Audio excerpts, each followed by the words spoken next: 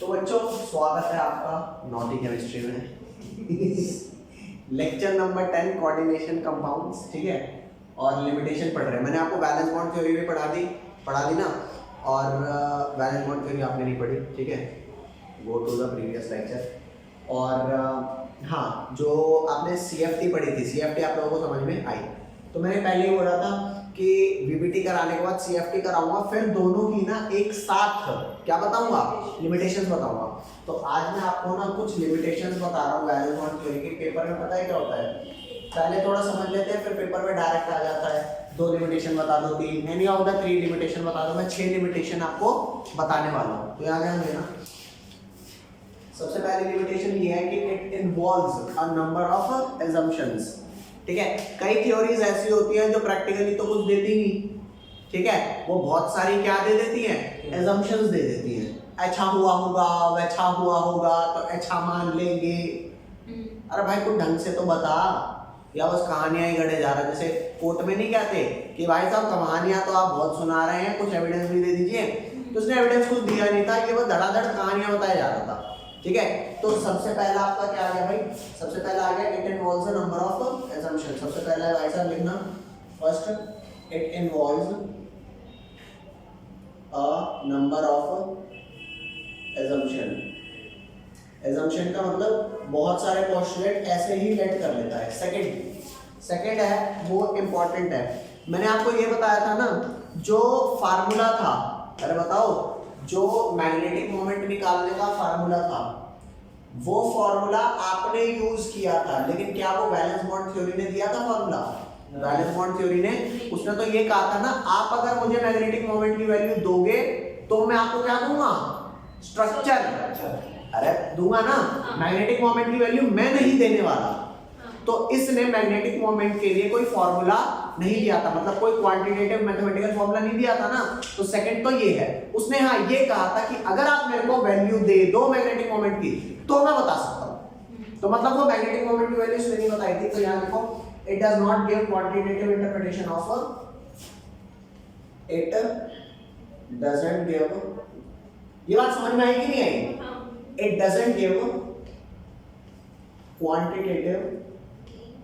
quantitative interpretation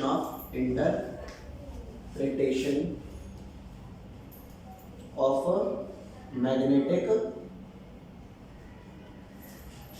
data, ठीक है। Third आ जाओ भाई साहब, थर्ड, ठीक है।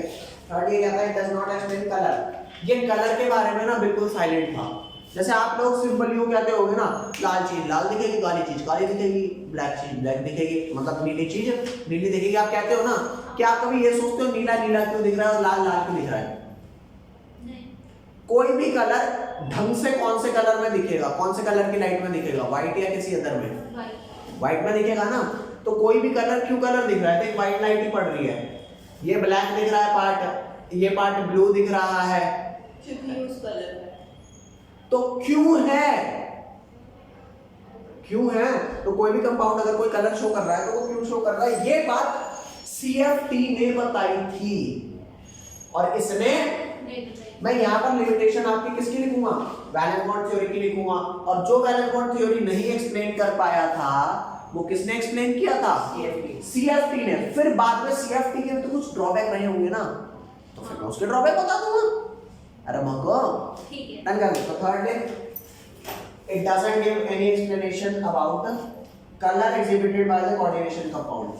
It doesn't give any explanation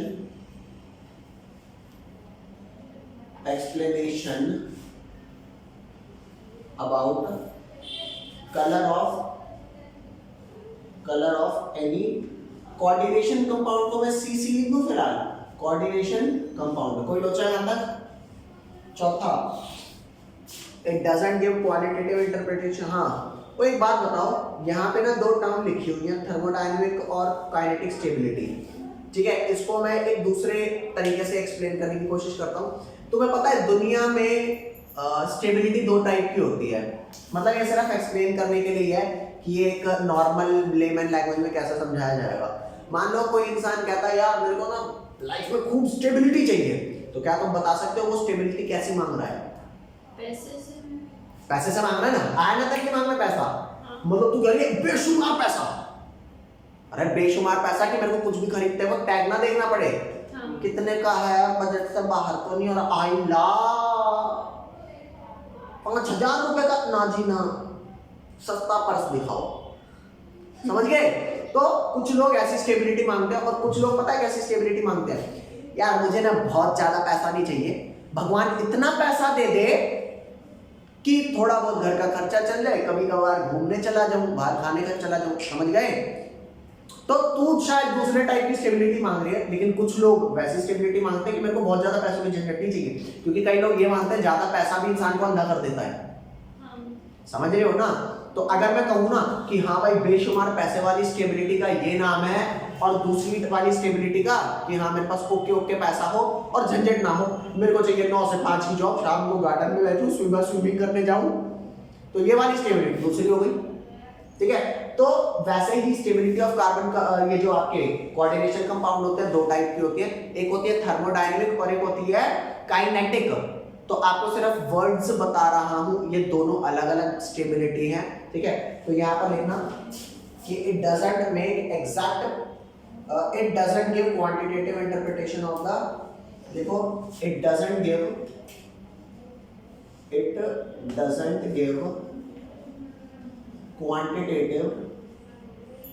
quantitative interpretation of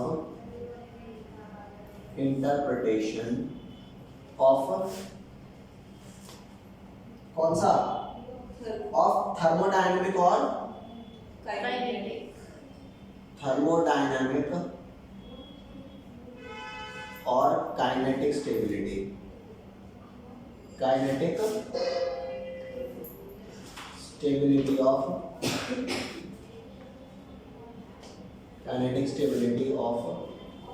coordination compounds. ठीक है भैया? अगर तुम्हें बताऊं ना थर्मोडायनेमिक स्टेबिलिटी कौन सी होती है, तो ये 9 से 5 की जॉब वाली होती है, और काइनेटिक पता है कौन सी होती है? आज अपन दुबई में बाल कटाने आए हैं, फिर उड़ के जाएंगे लंदन में, अपनी मीटिंग है। समझ रहे हो बात को? ऐसी टाइप कि मेरी जिंदगी में ऐसा तो नहीं है कि मैं एक जगह स्थिर हूं, लेकिन मैं घूम भी बताओ कैसे कैसे रहूं। इन लोगों का सपना होता है। तो काइनेटिक में इधर उधर मस्त घूम रहे हैं, बाई सवार लंदन कल, समझ रहे हो? वही वाली। और थर्मोडायनेमिक वो है कि हाँ जी मेरी भाग दौड़ना, बगल में ऑफिस हो मेरा, समझ रहे हो? या नीचे काम हो, ऊपर घर हो मेरा, 9 से 5 की जॉब, उसके बाद मैं शाम को खेलूं अपने घर वालों के साथ, बच्चों के साथ। ठीक है भाई? ये वाला मामला है। ठीक है? ये हो गया फिफ्थ। अच्छा ये थ्योरी ना ये भी नहीं बताती थी कि अगर एक सेंटर मेटल के अराउंड 4 लिगेंड है तो वो टेट्राहेड्रल फैशन में लगेंगे या फिर स्क्वायर प्लेनर। समझ गए? ये उसका भी डिफरेंस नहीं बताता था। बोलना भाई। हाँ, तो ये लिखो, पांचवा लिखो भाई। पांचवा क्या है? It doesn't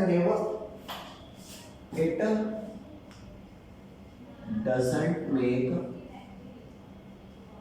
exact prediction. It doesn't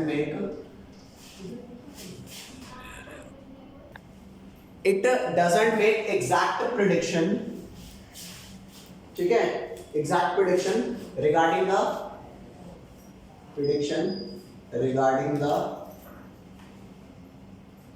the structure of tetrahedral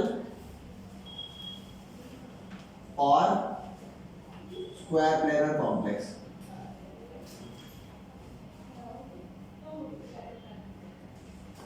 Square planar complex मतलब ये नहीं बताता कि कंपाउंड आपका स्क्वायर प्लेनर होने वाला है या फिर टेट्राहेड्रल होने वाला है। ठीक है? नेक्स्ट सिक्स्थ आ जाओ भाई। सिक्स्थ में क्या है? सिक्स्थ में है, अच्छा तुम बताना मेरे को। ठीक है? तुम दोनों ने देखा हुआ है, जब मेरे को मैग्नेटिक डाटा नहीं मिल रहा था तो क्या मैं बता सकता था कि मेरे को पेयरिंग करानी है या नहीं करानी? किसी का बाप नहीं बता सकता। समझ गए? तो स्ट्रॉन्ग और वीक लिगेंड बाद में आए थे ना, वो तो सीएफटी ने दिए थे, लेकिन इस बैलेंस बॉन्ड थ्योरी को नहीं पता थी कि अंदर में पेयरिंग कराऊं या ना कराऊं। भाई मैग्नेटिक डाटा नहीं देगा तो हम नहीं पता लगा पाएंगे। मानते हो नहीं मानते, झूठ तो नहीं, ठीक है। तू चिल मार, अभी थोड़ी देर बस चिल मारना है तेरे को, ठीक है। अभी थोड़ी देर में आपको समझ में आने लग जाएगा, ठीक है। आपको भी भाई साहब थोड़ी देर में समझ में आएगा अभी, ठीक है। हाँ, तो यहाँ ध्यान देना, it doesn't distinguish between weak and strong ligands, जो कि डिस्टिंग्विश किसने दिया था? सीएफटी। हाँ, it doesn't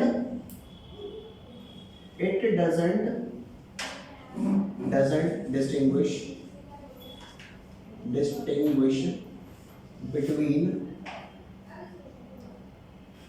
between strong and weak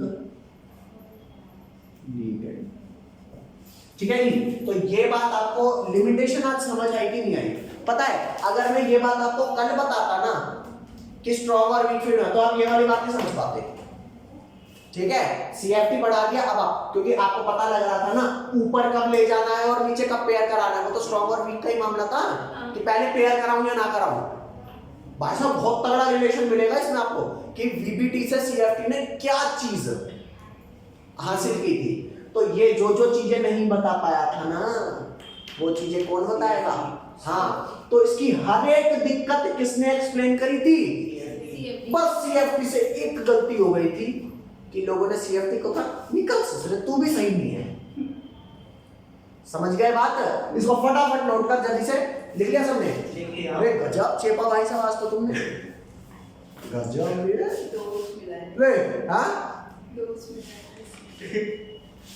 nice.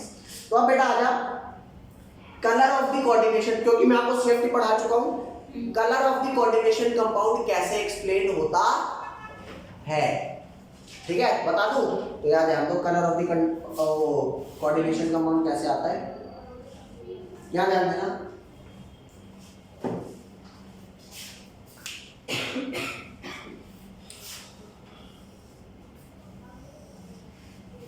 Colour वाला कौन सा था? इट डजंट, कहा गया कलर वाला?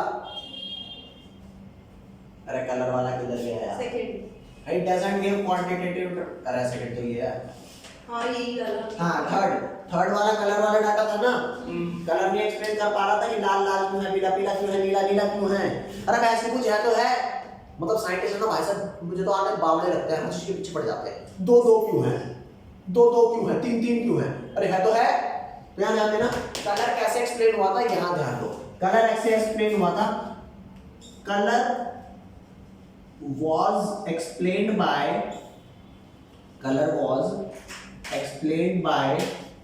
CFT। अरे क्रिस्टल फील्ड थ्योरी क्या पढ़ाई थी? हाँ जी, लास्ट लेक्चर में CFT जो पढ़ाई थी, तो colour was explained by CFT as follow, ठीक है। तो कैसे पढ़ाई थी यहाँ ध्यान दे, ये देख, ये तुम्हारा डी ऑर्बिटल है, अगर मानते हो नहीं मानते? ये डी ऑर्बिटल है, जो क्या हुआ आपका स्प्लिट कर गया। अरे डी ऑर्बिटल स्प्लिट कर गया, तो दो डी ऑर्बिटल, अगर ऑक्टाहेड्रल था तो दो डी ऑर्बिटल ऊपर गए और तीन डी ऑर्बिटल नीचे गए। ए झूठ मत बोलना, एक बात बताना, अगर फैमिली साथ रहती, तीनों भाइयों की, बहनों की तो नहीं, तीनों भाइयों की फैमिली साथ रह रही होती तो ये एनर्जी होती। अरे बिना उसके क्या थी, मैं वो नहीं लिख रहा, मैं डायरेक्ट वो बैरी सेंटर वाली लिख रहा हूँ।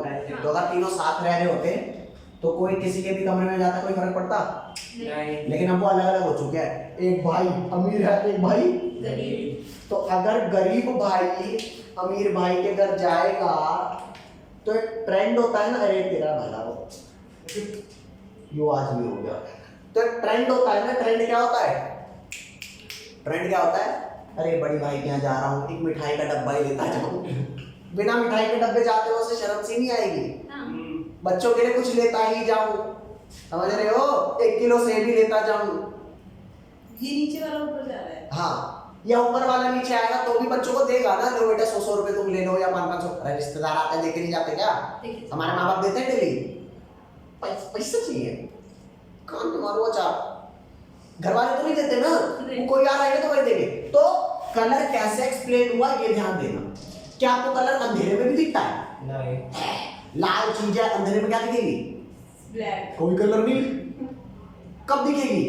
जब लाइट पड़ेगी। तो पता है एक्चुअल में होता क्या है, जब लाइट पड़ती है ना तो वो इलेक्ट्रॉन अपने ही जो डी ऑर्बिटल पहले साथ रहते, अभी वो स्प्लिट हो चुके हैं, तो अपने ही डी ऑर्बिटल से लाइट पड़ने पर वो कहां जाता है? एक्साइट होकर के ऊपर पहुंच जाता है। अब तुम खुद सोचो, एक्साइटेड चीज कभी स्टेबल होती है क्या? नहीं। कभी नहीं। तो एक्साइटेड चीज अगर कभी स्टेबल नहीं होती तो वो नीचे तो आएगी। एक्साइट क्यों हुई? लाइट पड़ी, एनर्जी मिली ना, एक्साइट हो गए। ये ऊपर, अरे मैं भी तो कूदा ऊपर एक्साइट होके, लेकिन फिर मैं नीचे। समझ गए? बस यहाँ से नीचे मत कूद जाना, ठीक है? तो ये ऊपर गया तो सही एक्साइट होके, लेकिन दोबारा से दोबारा नीचे आ जाओ। तो ऊपर गया एब्सॉर्ब करके, और जब नीचे आएगा तो कुछ एनर्जी रिलीज करेगा। समझ रहे हो? करेगा, उसकी तो लगी होगी एनर्जी ऊपर जाके। वो, और वो जो ऊपर लगी होगी वो इस लाइट ने दी। हाँ। अरे लाइट पड़ी तभी तो कलर दिखा। तो लाइट जब पड़ी तो ऊपर गया, और जब नीचे आया ना तो उसने हर वो एनर्जी रिलीज नहीं करी जो उसने एब्सॉर्ब करी थी, कुछ तो वेस्ट हो गई। अरे व्हाइट कलर में कितने कलर होते हैं? VIBGYOR, violet, indigo, blue, green, yellow, orange, red होते हैं ना। तो कुछ वेस्ट हो गई, जो रिलीज हुई ना, या तो वो ग्रीन होगी या वो ब्लू होगी। तो अगर ग्रीन रिलीज हुई तो कलर कौन सा दिखेगा? ग्रीन। तो याद कर, जब मैं 8वां चैप्टर पढ़ा रहा था तो मैंने आपको वर्ड बताया था कि why d orbital complex show colour. तो कलर में मैंने बताया था डी डी ट्रांजिशन एक एग्जांपल। तो मैं याद घंटा कुछ नहीं होगा, मुझे भी पता है। नहीं याद ना, याद तो कुछ नहीं है। चेक कर, अपने ही डी से अपने ही डी में गया। अरे अगर एक ही घर में रह रहे होते ग्राउंड और फर्स्ट फ्लोर पे, तो ये होता क्या, बड़े भाई के घर जा रहा हूँ 1 किलो सेब लेता चलूं? नहीं होता ना। लेकिन अगर दो अलग अलग घर में रहते हैं तो कुछ लेना। समझ गए बात? हाँ। तो अपने ही डी से अपने ही डी में जाने पर ट्रांजिशन हो रही है, और उसी ट्रांजिशन से हुआ जो इलेक्ट्रॉन जब नीचे आता है तो एनर्जी रिलीज करता है, और वो एनर्जी पर्टिकुलर कलर दिखाती है। समझ गए? तो सीएफटी ने कहा बेटे, जो तेरा डी ऑर्बिटल स्प्लिट हुआ है ना, उस वजह से अपने ही डी के इलेक्ट्रॉन को अपने ही डी में जाने के लिए अब एनर्जी लगेगी। अगर घर स्प्लिट नहीं हुआ होता ना तो वो 1 किलो सेब ले जाने की जरूरत नहीं थी। समझे? तो अगर कोई पूछे colour was explained bye CFT है तो कैसे एक्सप्लेन हुआ था? आंसर क्या है इस बात का? आंसर है डायग्राम बनाना है। Due to d d transition. क्या आंसर है बेटा? एक बात बताओ, कॉपर सल्फेट के क्रिस्टल देखे भाई साहब? देखे कॉपर सल्फेट के क्रिस्टल कौन से कलर के होते हैं? Blue colour. ब्लू कलर के। कॉपर सल्फेट के ब्लू होते हैं और आयरन सल्फेट के ग्रीन होते हैं। समझ गए? तो जो कॉपर सल्फेट के ब्लू कलर के क्रिस्टल होते हैं वो पता है क्यों होते हैं? बहुत सुंदर होता है। क्योंकि जब वो कॉपर सल्फेट, ओए तुमने वाटर ऑफ क्रिस्टलाइजेशन पढ़ा है कि नहीं पढ़ा? जल्दी बता दे। 7H पढ़ा है। चल ले, अभी तुम्हारे पास आंसर होगा, ये अभी आंसर होगा, यहाँ ध्यान देना। ले ये लेफ्ट पार्ट मिटा दो, सब लिख लिया होगा, तुम भी लिख लो भाई। ये हटा रहा हूं, अभी तुम्हारे पास आंसर आ जाएगा, यहाँ ध्यान दे। रेड वाला मत मिटा। हाँ वो लिखा है। भाई साहब ध्यान दो, आपने कॉपर सल्फेट पढ़ा हुआ है। कॉपर सल्फेट होता है ये, अगर इसके साथ 5 वाटर लगे होंगे तो मैंने क्या बोलूंगा? Copper sulphate dot 5H2O। इसी को तो मैंने वाटर ऑफ क्रिस्टलाइजेशन बोला था। तो तुम्हें एक छोटी सी बात बताता हूँ, 10th क्लास में करवाया था ये। 10th क्लास में क्या कि कॉपर सल्फेट ब्लू कलर का होता है, लेकिन अगर मैं इसको हीट कर दूं ना तो पांचों के पांचों वाटर मॉलिक्यूल अलग-अलग हो जाएंगे, निकल जाएंगे और बचेगा सिर्फ क्या? CuSO4 सिर्फ बचेगा और 5 वाटर मॉलिक्यूल तो निकल गए और ये तेरा कलरलेस बचेगा। ठीक है? अब क्यों ये कॉपर सल्फेट ये भी है लेकिन ये 5 वाटर के साथ है, गीला है थोड़ा सा, और ये वाला सूखा है क्योंकि पानी तो निकल गया। तो क्यों ये कलर्ड है ब्लू और क्यों ये कलरलेस है? रीजन बताऊं? वाटर है। इसमें कॉपर के जो डी ऑर्बिटल है ना, क्योंकि इसके पास लिगेंड्स लगे हुए हैं। हाँ जी। तो बता दे डी ऑर्बिटल स्प्लिट होंगे या नहीं होंगे? होंगे। होंगे। अरे बोलो, होंगे। स्प्लिट होंगे तो अपने ही डी से अपने ही डी में जाने के लिए एनर्जी देनी पड़ेगी कि नहीं देनी पड़ेगी? देनी पड़ेगी। और जब वो रिटर्न करेंगे तो एनर्जी रिलीज करेंगे। ब्लू कलर की कर रहे हैं, लेकिन यहाँ पे लिगेंड है या चले गए? चलेगा। तो क्या डी ऑर्बिटल स्प्लिट होगा? नहीं होगा। यहाँ पे डी ऑर्बिटल स्प्लिट, नहीं होगा। और जब डी ऑर्बिटल स्प्लिट ही नहीं होगा तो इलेक्ट्रॉन चाहे इसमें है चाहे इसमें जाए कहीं जाए एनर्जी देनी पड़ेगी क्या? नहीं। समझ गए? तो रीजन क्या है कलर दिखाने का? DD transition. अरे बोलो भाई, हाँ जी। आपने पढ़ा हुआ है ये वाला चैप्टर? कुछ हल्का फुल्का नहीं पढ़ा हुआ? चलो कोई नहीं, अभी कुछ एक चीजें बाद में भी समझ आनी चालू होगी आपको, थोड़ा सा ठीक है वो करना पड़ेगा, थोड़ा सा सब बस। आप बता भाई, तुम बच्चों को आया क्लियर हुआ? ऐसा चीज अच्छी बताना। आ गया। वो जो 3 लड़के थे उनकी शादी नहीं होती, कभी अलग होते ना। लेकिन शादी ना हो, ऐसा हो सकता है? नहीं नहीं इतनी तो चुल है, ठीक है शादी तो करेंगे, अलग भी होंगे। अच्छा, अलग कई बार नहीं भी होते, नहीं होते तो थोड़ा एक कमरे से दूसरे कमरे में जाने के लिए सोचना पड़ता है, बड़े भैया क्या जा रहा हूँ 1 किलो सेब लेता चलूं क्या? नहीं भाई, वो तभी पॉसिबल है जब वो अलग अलग हो जाए। हाँ। तो सिंपल सी बात है, अगर लिगेंड आया तो डी ऑर्बिटल स्प्लिट हुए, अगर डी ऑर्बिटल स्प्लिट हुए तो एक डी से दूसरे डी में जाने के लिए एनर्जी यूज करनी पड़ेगी, ओ सॉरी गेन करनी पड़ेगी, उसके बाद लूज करूंगा तो कलर दिखेगा। इस वाले में ऐसा कुछ भी नहीं है। तो सच्ची सच्ची बताना, क्या लिगेंड की वजह से ही कलर दिख रहा है कि नहीं दिख रहा? दिख रहा है। ये बात तो मान गए ना? तो लिखना कि कलर दिखता है due to d d transition. Is that clear? हाँ जी। अब एक छोटी सी कंडीशन लिखवा रहा हूं। कंडीशन, ओए ये कंडीशन लिख रहा हूं, ये क्या लिखा है? ये देख कंडीशन। देख लो, कंडीशन लिखा है। Condition for a compound, condition for a compound to show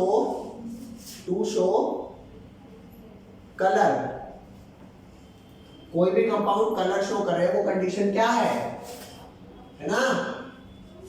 यहां पर लिखना कंपाउंड मस्ट have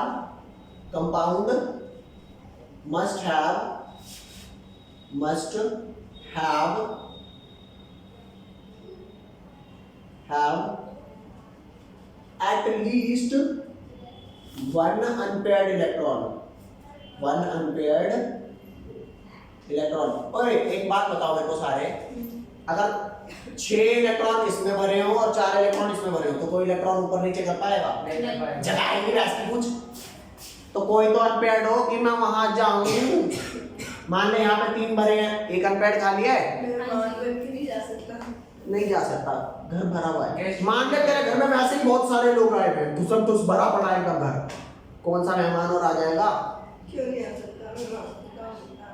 हाँ तेरा घर तो बहुत बड़ा है ना, हमारे घर छोटे छोटे हैं इसलिए हमारे घर में नहीं आ पाता।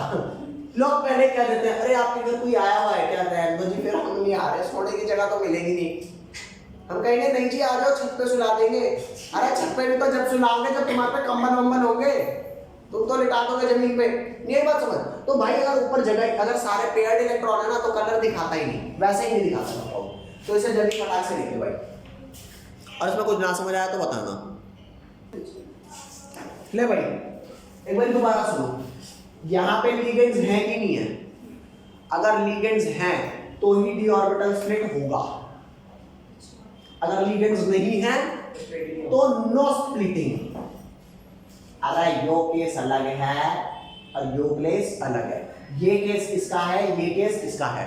यहाँ पे लिगेंड्स हैं तो स्प्लिटिंग होगी, स्प्लिटिंग होगी तो एक ऑर्बिटल से दूसरे ऑर्बिटल, क्योंकि ये कम एनर्जी का है ज्यादा एनर्जी का है, ऊपर जाने में एनर्जी देनी पड़ेगी, एक्साइटेड होगा, और क्योंकि एक्साइटेड में अनस्टेबल है वापस आएगा तो एनर्जी लूज करेगा।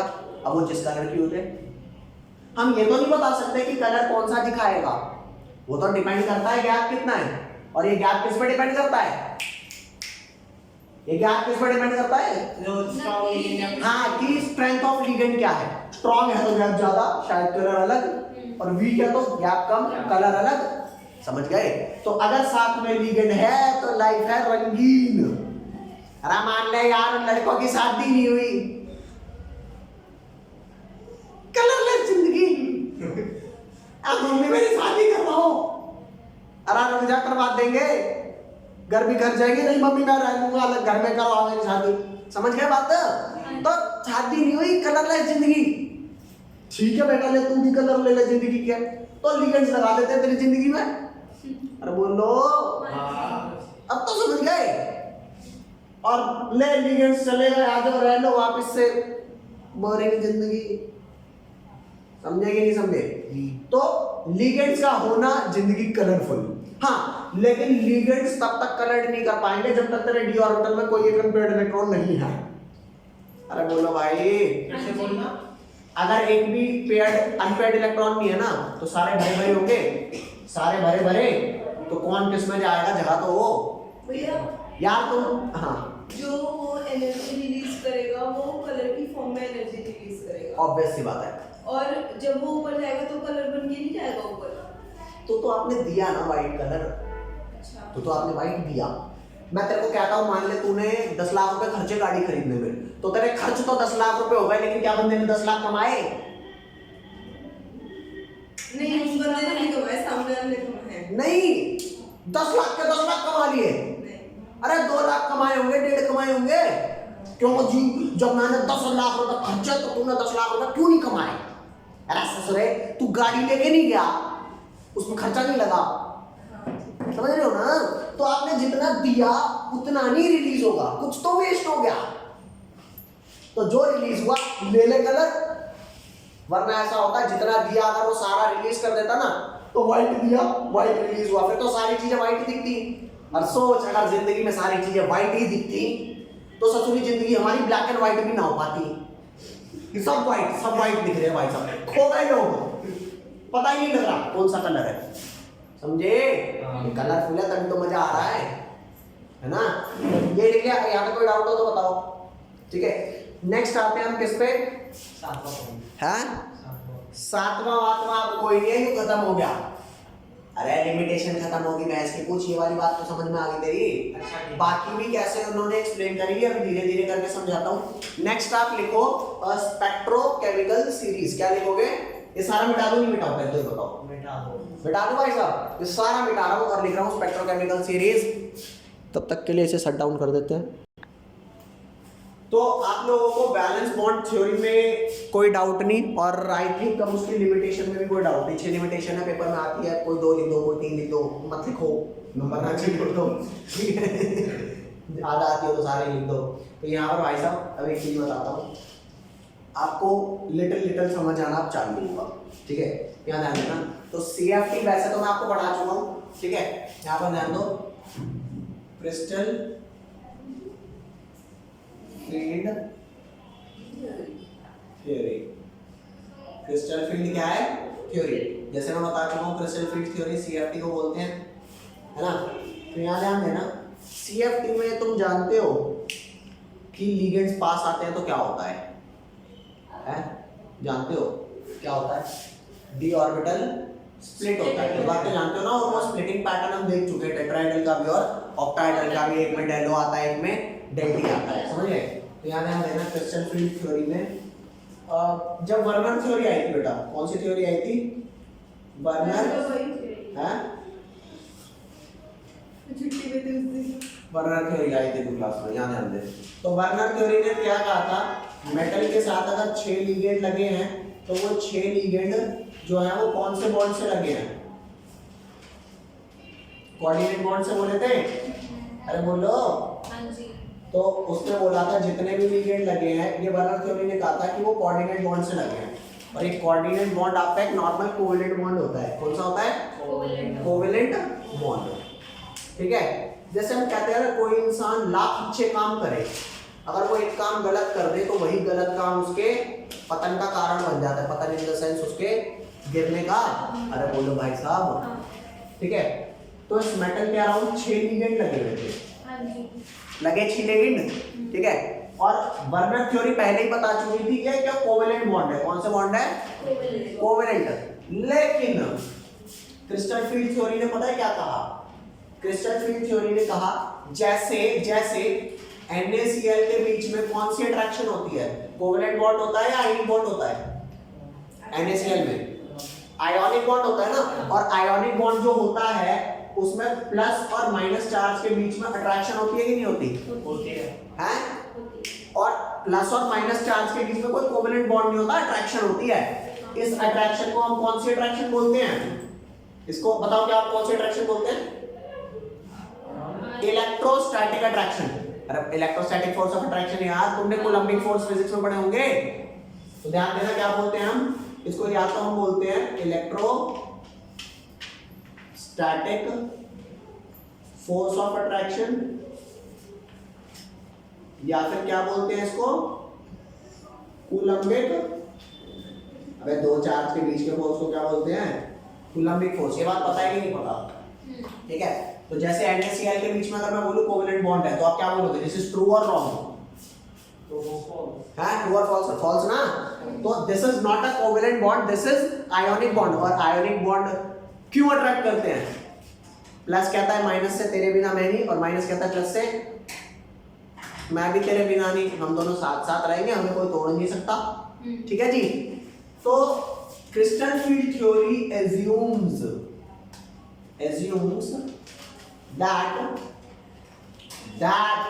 assumes that ligand and metal